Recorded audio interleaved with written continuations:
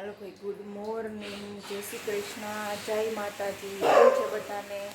જો ટૂંક સમયમાં રક્ષાબંધન આવી રહી છે એટલે એની થોડી ઘણી તૈયારી હોય છે અને અત્યારમાં બધાનો દિવસ સારો જાય એવી શુભકામના સાથે આપણે આ વિડીયો ચાલુ કરીએ છીએ। એટલે પહેલાં ભગવાનના આપણે દીવાબત્તી કરી નાખ્યા અને થોડીક રસોઈ પણ કરી નાખી છે। સવાર થયા એટલે ઉઠીને હજી ઉઠી જ નથી અને ભગવાનના દીવાબત્તી જો આપણે થઈ ગયા છે મસ્તના, એટલે આપણે એના દર્શન કરાવી દઈએ કે ભગવાનના આપણે દીવાબત્તી કરી નાખ્યા છે। અને હવે છે ને આપણે આગળ રસોડામાં જઈશું, કારણ કે રસોડામાં ક્યારના ઉઠીને કરીએ જ છીએ। આજે આપણે બનાવ્યું છે મમ્મી જેવી રીતના શાક બનાવે ને કે આપણે લાઈવ સેવનું શાક, લાઈ ગાંઠિયાનું શાક આપણે બનાવ્યું છે। ઘણા છાશમાં બનાવતા હોય, ઘણા પાણીમાં બનાવતા હોય, પણ અમે ટમેટા વઘારી અને ટમેટામાં બનાવીએ છીએ। અને રોટલી, છાશ, આ બધું સંભારો, આ બધું દર્શનનું ટિફિન છે એટલે એ પણ તમને બતાવી દો। હારું આપણે આ લાઈ ગાંઠિયાનું શાક બનાવ્યું છે, ચણાનું જાળીમાં પાડીને રોટલીનો લોટો બંધાઈ ગયો છે અને સંભારો અને છાશ ને એવું બધું થઈ ગયું છે અને ટિફિનના વાસણ એ લઈ લીધા છે। એટલે હવે ફટાફટ આપણે ટિફિન એને રોટલી કરીને ભરી દઈએ। બપોર થઈ ગયો છે ને આપણે જમવાની થાળી આપણી કમ્પ્લીટ કરી નાખ્યું છે। સવારે જે ગાંઠિયાનું શાક બનાવ્યું હતું એ જ, અને અડદના પાપડ, રોટલી, અને અહીંયા આપણે 2 ટી લઈ લીધી છે, એટલે સોરી 2 ગોળ લીધી છે। આના આપણે પેંડા વાળવાના છે, ઈસ્ટ મિલ્ક પાવડર અને આ મિલ્ક દૂધ સાથે આપણે પેંડા વાળવાના છે।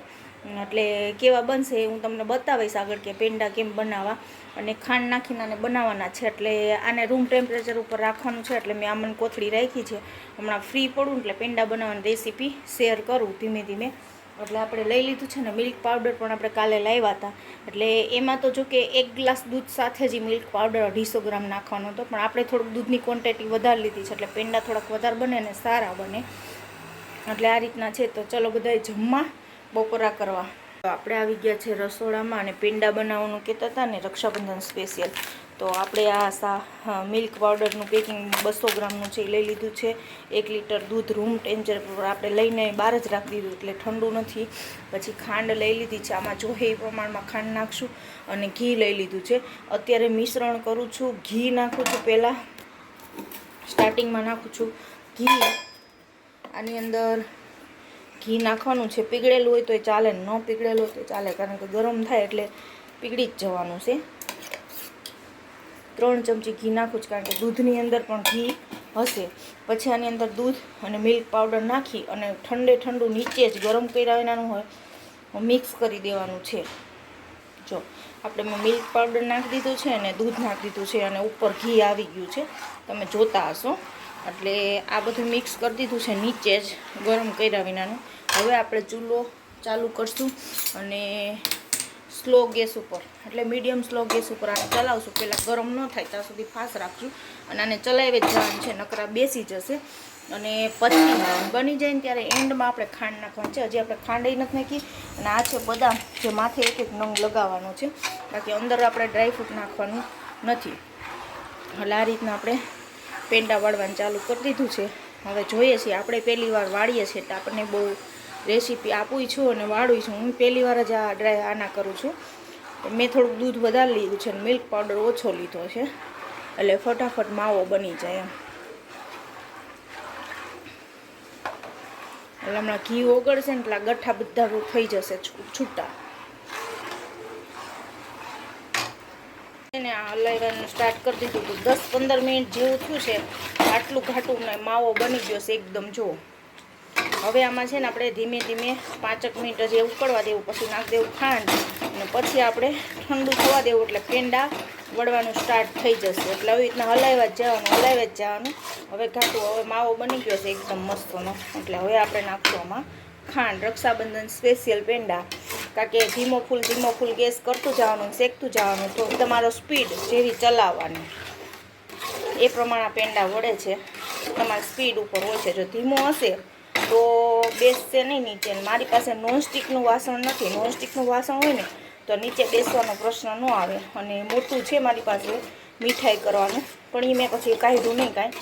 એટલે માવો મસ્ત બની ગયો છે। હવે આપણે આમાં ખાંડ ઉમેરી અને થોડીક વાર ખાંડનું પાણી બળશે ત્યાં સુધી ચલાવવા દેશું, અને પછી રાબડું નીચે ઉતારી લેવું, એટલે ઠંડુ થતાં છે ને મસ્ત જામી જશે। પછી આપણે પેંડા વાળશું ઠંડુ થઈ જાય ને પછી।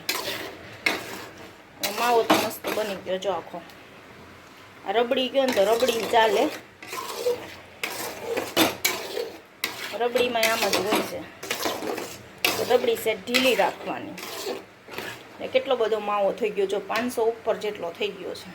આ ઠંડુ થઈ ગયું છે એકદમ, એટલે હવે જામી જશે. એટલે પેંડા વાળી લઈએ અને બદામ છે અને હાથમાં સેજ ઘી લઈને વાળીને આમાં મૂકતા જશું. વળાઈ જાય એટલે તમને આગળ બતાવું. હવે છે ને કચરા પોતા કર્યા, પેંડા વાળ્યા. હવે કપડાં છે ને આપણે ધાબે નાખવા જવા છે, એટલે હમણાં જાય ટૂંક સમયમાં પેંડા તમને બતાવી દેવા વાળ્યા છે. જોઈ લો આપણા પેંડા મસ્ત મજાના તૈયાર થઈ ગયા છે ને પેંડા. તો ચલો બધા પેંડા ખાવા માટે. એટલે મસ્ત પેંડા વળી ગયા છે ને જામમાંય માંડ્યા છે. બહુ કાંઈ આમ સ્મોકઈ થયા છે ને આમ માવા જેવા હોય ને, આપણે માવાના પેંડા ખાય એટલે કે ઓલા થાબડી પેંડા ખાય ને એવા બન્યા છે. 1.5 પ્લેટ જેવા બન્યા છે. એટલે 1.5 કિલો જેટલા પેંડા બની ગયા છે આપણે. એટલે ફટાફટ આપણે પેંડા બનાવીને ખાશે. અને હવે જઈએ આપણે ધાબે. ફૂલ તડકો છે ને એટલે કપડાં સૂકવવા. કપડાં સૂકવી મશીન થઈ ગયું છે, એટલે કપડાં સૂકવીને પછી આપણે પાછળ છે ને ગેલેરી બતાવી દઉં. તમને એમ થતું છે રૂપલબેન નવરા જ હોય, કાંઈ કામ ન હોય. જો ગેલેરીમાં કેટલા વાસણ પડ્યા. હવે વાસણ ઉટકાઈ અને એ પછી વાસણ ઉટકાઈ જાય ને એટલે આપણે હજી એક મિશન તૈયાર રાખ્યું છે. વાસણ ઉટકાઈ જાય ને એટલે આપણે થોડીક વાર પોળો ખાઈ થાક ઉતારી અને હજી એક કબાટ સાફ કરવાનો છે. આટલું કરીને પછી રાતે રાખડી લેવા જવાનું છે. એટલે આપણું મિશન ચાલુ જ રહે કામનું. આપણે ફ્રી પડતા જ નથી. આપણે નવું કામનું સંશોધન કર્યા કરીએ. એટલે એકલા હોય ને તો આપણો ટાઈમ વયો જાય, વેસ્ટ ન થાય. એમ ટૂંકમાં ટાઈમને વેસ્ટ નથી કરતા. એટલે ચાલો જો એ કપડાની ડોલે ભરાઈ ગઈ છે, તમને દેખાડ દો. હવે આ કપડાની ડોલ આપણે ધાબે નાખવા જવાની છે.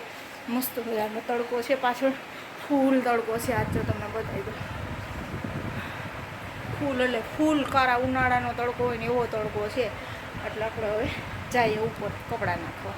આપણે ઘરમાં કેટલી બધી સબ્જી લાવ્યા છે. પ્રમદી રક્ષાબંધન છે અને શનિ રવિ ભેરા થાય છે, એટલે આપણે આવતા વીકનું થોડું ઘણું શાક અત્યારે લઈને આવતા રહ્યા છે. ટમેટા, મરચાં, ભીંડો ને ગાજર ને આ બધા સંભારા માટે નાસ્તા ને એવું બધું રક્ષાબંધનનું હોય છે. એટલે એપલ લઈ લીધા છે કિલો એક ને બધું કિલો ને 250 ને 500 ને એમ જ શાક લઈ લીધું. કોક કે 2 જણા છે ને, અને હું શાક માર્કેટ ખોલી છે પણ અમારે શાક વધારે જોઈએ, કારણ કે હું 4, 5, 6 દિવસે કે 8 દિવસે એકવાર જ જાઉં.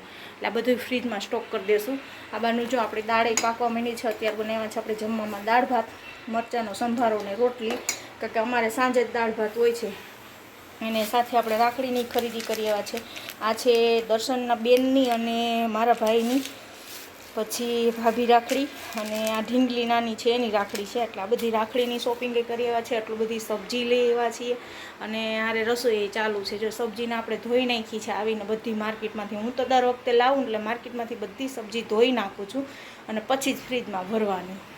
ચલો જો દર્શન પેંડા ખાવા માંડ્યા છે. ચાખીને આપણને રિવ્યૂ આપશે કેવા થયા. એ આપણે પહેલી વાર બનાવ્યા છે. માવાના તો બનાવ્યા હોય પણ આ પાવડર અને દૂધના પહેલી વાર બનાવ્યા છે. કેવા થયા દર્શન?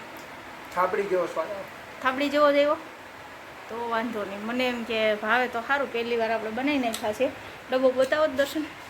અને આપણે લઈ લીધા છે નકરા દાળ ભાત ખાવાના છે, અને મરચાં સંભારો, રોટલી, દાળ ભાત અને પેંડા. જો પેંડા છે આપણા બની ગયા છે, ડબ્બો ભરાઈ. અને દર્શનને ભાઈવા ને એટલે જામી સરસ ગયા છે. એટલે આ સાથે ચલો આ સાથે આપણે આપણા બ્લોગનો એન્ડ કરી નાખ્યા છીએ. મારો બ્લોગ સારો લાગ્યો હોય તો લાઈક કરજો, શેર કરજો અને સબસ્ક્રાઈબ કરવાનું ભૂલતા નહીં. જો ફેસબુકમાં જોતા હોય તો ફોલો કરવાનું ભૂલતા નહીં. Bye bye. નેક્સ્ટ બ્લોગ સુધી